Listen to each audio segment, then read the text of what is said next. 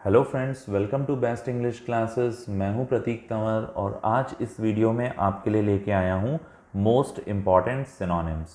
कुछ ऐसे पर्यायवाची जो लगातार हर एग्ज़ाम में पूछे जा रहे हैं और ये एग्जामिनर्स के लिए मोस्ट इम्पॉर्टेंट हैं।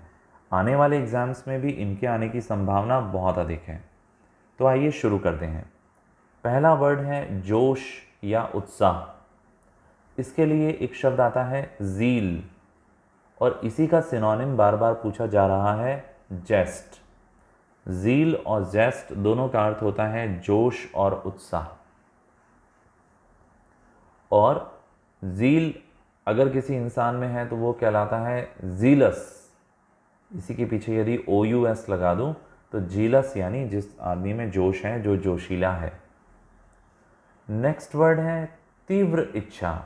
किसी चीज़ के लिए बहुत ही स्ट्रॉन्ग डिज़ायर होना। इसके लिए एक शब्द आता है क्रेव। वैसे तो डिज़ायर शब्द भी हो गया, पर क्रेव और यर्न ये ऐसे दो शब्द हैं जो एग्ज़ाम पॉइंट ऑफ व्यू से बहुत इंपॉर्टेंट है। किसी चीज़ के लिए क्रेविंग होना या यर्निंग होना मतलब अंदर से एक तड़प होना, किसी चीज़ को पाने के लिए बहुत ज़्यादा इच्छा होना। नेक्स्ट वर्ड है आत्मसमर्पण। इसे इंग्लिश में हम लोग बोलते हैं सरेंडर और यील्ड। अब यील्ड का मतलब उत्पादन भी होता है, पर हार मानना या आत्मसमर्पण करना भी होता है। नेक्स्ट वर्ड है तबाह करना, बर्बाद करना। इसके लिए एक शब्द आता है डिस्ट्रॉय और एक और वर्ड है डिमोलिश।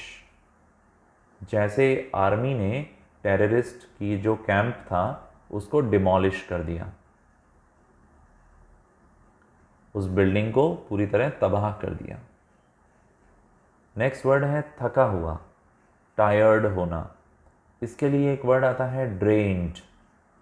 ड्रेन का अर्थ वैसे नाली होता है, जैसे नाली में से पानी बह जाता है, ऐसे यदि किसी इंसान का पसीना बह गया, वो थक गया, तो वर्ड आता है ड्रेन्ड। और एक और शब्द आता है एग्जॉस्टेड। ये दोनों ही वर्ड कई बार एग्जाम्स में पूछे गए हैं। नेक्स्ट एक वर्ड है बदनाम करना किसी को। तो इसके लिए शब्द है डिफेम। फेम यानी प्रसिद्धि और डिफेम करना मतलब बदनाम करना। और एक और शब्द है स्लैंडर। किसी की इमेज को स्लैंडर करना मतलब उसकी इमेज खराब करना, उसे बदनाम करना। नेक्स्ट है शहरी शिष्टाचार वाला व्यक्ति। तो इसके लिए वर्ड आता है अर्बेन। ध्यान रहे स्पेलिंग है अर्बेन, ई आएगा पीछे। अर्बन मतलब शहरी होता है, पर अर्बेन मतलब शहरी शिष्टाचार वाला व्यक्ति। ऐसे ही सोफिस्टिकेटेड, जो सोफिस्टिकेटेड होते हैं वो बहुत ज़्यादा ध्यान रखते हैं कि खाना कैसे खाना है, कपड़े कैसे पहनने हैं। बिल्कुल शहरी माहौल के अनुकूल वो लोग रहते हैं, बिल्कुल भी देसी नहीं होते हैं। अगला है सड़क छाप आवारा। इसके लिए एक वर्ड आता है अर्चिन और एक और शब्द आता है वेफ। ये तो एग्जाम्स में अक्सर आता रहता है। अर्चिन और वेफ यानी सड़क छाप, आवारा, जो गलियों में घूमते रहते हैं, शैतानी करते रहते हैं, मस्ती करते रहते हैं, ऐसे सड़क छाप आवारा, अर्चिन, वेफ। नेक्स्ट है अत्याचारी। अत्याचारी के लिए एक वर्ड आता है ऑप्रेसर। जैसे कि अंग्रेज़ हमें ऑप्रेस करते थे, यानी हमारा दमन करते थे, हमें दबाते थे, हम पे अत्याचार करते थे। और अत्याचार करने वाले को क्या बोलेंगे? ऑप्रेसर। और इसका सिनोनिम है टायरेंट। वो एक टायरेंट किंग था, मतलब एक ऐसा राजा था जो बहुत ही अत्याचारी था। अगला वर्ड है एहसानमंद होना या आभारी होना। मैं आपका एहसानमंद हूँ, आपका आभारी हूँ, यानी ऑब्लाइज्ड हूँ। नेक्स्ट है इंडेटेड। अब इसमें DEBT का अर्थ होता है कर्ज, पर बी इसमें साइलेंट होता है, तो हमारे इस शब्द का उच्चारण क्या हो जाएगा? इंडेटेड, यानी एहसानमंद होना, कर्जदार होना, आभारी होना। नेक्स्ट है मना है या प्रतिबंधित है, अलाउड नहीं है। तो इसके लिए एक शब्द आता है टैबू। ये कई बार पूछा जाता है एग्जाम्स में। कोई चीज़ टैबू है मतलब मना है। और एक और शब्द है फॉरबिडन। वैसे प्रोहिबिट का भी यही मतलब होता है, पर एग्जाम्स में टैबू और फॉरबिडन ज़्यादा पूछे जाते हैं। नेक्स्ट है नमूना। किसी चीज़ के नमूने को हम इंग्लिश में बोलते हैं स्पेसिमेन या प्रोटोटाइप। किसी भी चीज़ का मार्केट में पहले स्पेसिमेन आता है, प्रोटोटाइप आता है। यदि वो पसंद आता है, पास हो जाता है, तो फिर उसके ऊपर ज़्यादा मात्रा में प्रोडक्शन होता है। नेक्स्ट वर्ड है शर्मीला या शर्मीली। इसे हम इंग्लिश में बोलते हैं कॉय, COY कॉय, और बैशफुल भी बोलते हैं। अब आप कहेंगे सर शाय भी तो बोलते हैं। बिल्कुल बोलते हैं, पर एग्जाम्स में कॉय और बैशफुल ज़्यादा इम्पॉर्टेंट है। नेक्स्ट है सीधा साधा भोला भाला। इसके लिए एक वर्ड आता है डोसाइल। डोसाइल यानी सीधा साधा भोला भाला। और नेक्स्ट है सर्वाइल।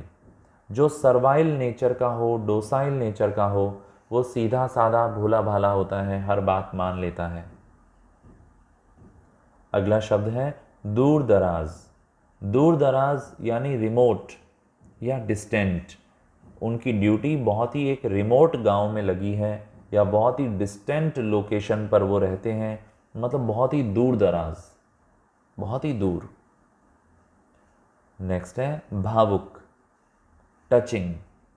उन्होंने एक बहुत ही टचिंग स्टोरी सुनाई, ऐसी स्टोरी जो टच कर गई या मूव कर गई, हमारे हृदय को द्रवित कर गई, मूविंग थी, यानी बहुत ही इमोशनल, सेंटिमेंटल, भावुक। नेक्स्ट है अलग थलग के लिए एक वर्ड आता है क्वारंटाइन। अब कोरोना काल के बाद तो सब क्वारंटाइन वर्ड को समझते ही हैं। एक और वर्ड है आइसोलेटेड। तो आइसोलेटेड और क्वारंटाइन दोनों का ही अर्थ होता है अलग थलग। नेक्स्ट वर्ड है खोज करना या तलाश करना। इसके लिए शब्द आता है क्वेस्ट। और एक और वर्ड है परस्यूट। कई बार सुनते हैं वो पुलिस परस्यूट में मारा गया, यानी पुलिस उसका पीछा कर रही थी और उसको गोली मार दी गई। परस्यूट करना या क्वेस्ट यानी कि तलाश, खोज। फ्रेंड्स, ये कुछ ऐसे वर्ड्स थे जो एग्ज़ाम के हिसाब से बहुत ही ज़्यादा महत्वपूर्ण हैं। आप इन्हें अच्छे से लर्न कर लें, कहीं नोट डाउन कर लें, बार बार इसको सुने, बोलें, इससे आपको ये जल्दी याद हो जाएंगे। बुक से पढ़ने की बजाय ऑडियो वीडियो लेक्चर से तैयारी करना ज़्यादा आसान है। यदि मेरी ये छोटी सी कोशिश आपको अच्छी लगी तो प्लीज़ चैनल को सब्सक्राइब करें, लाइक करें, कमेंट बॉक्स में अपना फीडबैक दें, और हाँ, बेल बटन को हिट करना मत भूलना ताकि रेगुलर नोटिफिकेशन आपको मिल पाए। जल्दी फिर मिलेंगे एक और टॉपिक के साथ। Thank you so much.